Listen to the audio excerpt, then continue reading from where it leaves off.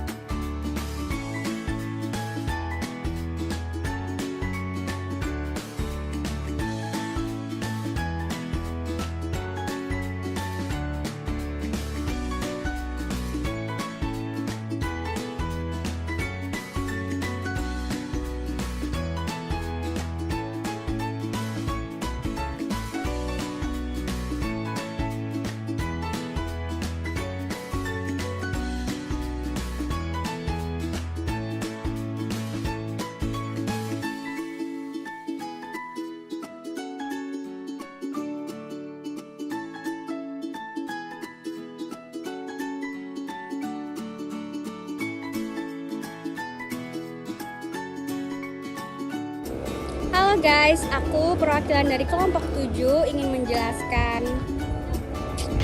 Baik, yang pertama ada persiapan lahan. Di persiapan lahan ini ada beberapa tahap. Contohnya yang pertama dibajak dengan traktor, lalu dibiarkan 2 minggu sampai tanah kering dan pecah. Lalu dibajak lagi sampai tanah halus dan gembur. Dibiarkan lagi seminggu dan dibajak lagi dan dibuatkan larikan. Disemprot supaya vakum membuat lubang lebih mudah. Untuk jarak larikan yaitu 25-30 cm. Jarak tanam 10-15 cm. Ke dalam lubang 5 cm. Untuk untuk tahap selanjutnya adalah pemilihan dan pemakaian benih.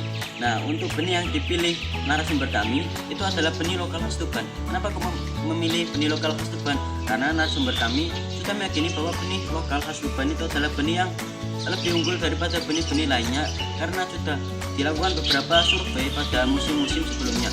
Nah, untuk keunggulan dari benih lokal khas Tuban ini, benihnya itu bentuknya lebih bagus daripada benih lain. Terus untuk ketahanan dan pertahanannya dari virus dan hama lainnya itu juga lebih kuat. Makanya narasumber kami ini memilih benih lokal khas Tuban dan lebih memilih mengunggulkan, maksudnya lebih memilih mengembangkan dan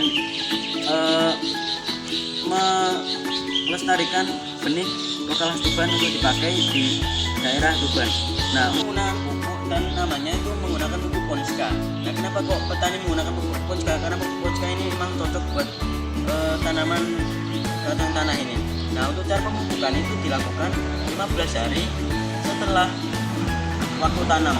Kenapa kok 15 hari setelah waktu tanam? Karena kita menunggu untuk kacang tanah itu dia berkembang lebih besar sedikit agar nanti bisa menyesuaikan dengan pupuknya, jadi tidak mati gitu.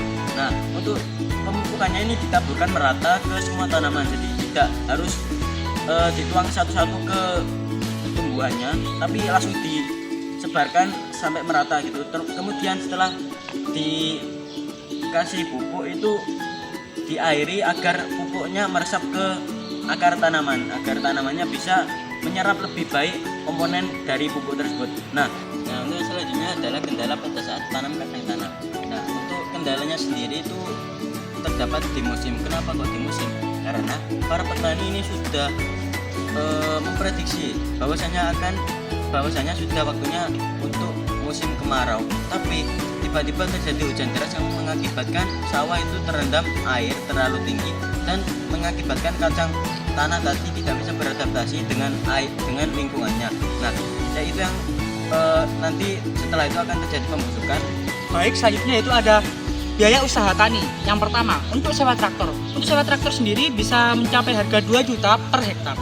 Yang kedua, biaya tanam per hektar.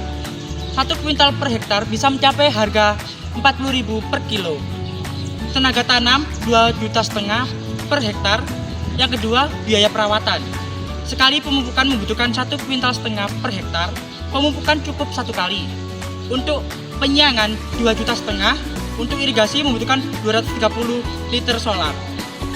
Harga per drim yaitu 1.750.000. Biaya panen per satu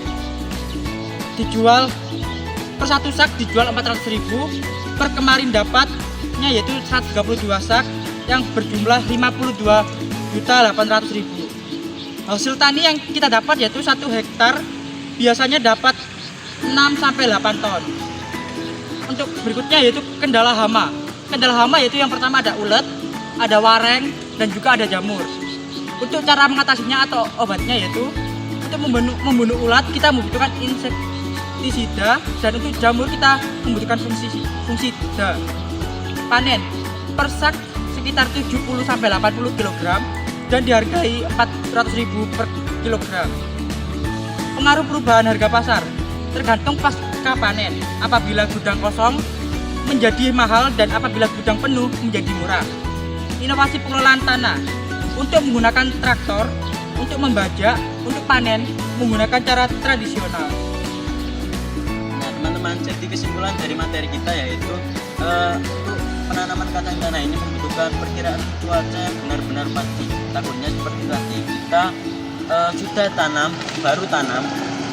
baru beberapa hari itu terus terjadi hujan, itu akan membuat tanaman kacang tanah kita itu busuk, nah, sehingga itu yang menyebabkan kita gagal panen. Nah, untuk apabila ada materi yang kurang dipahami bisa ditanyakan di kolom komentar. Terima kasih telah menyaksikan video presentasi dari kelompok kami. Semoga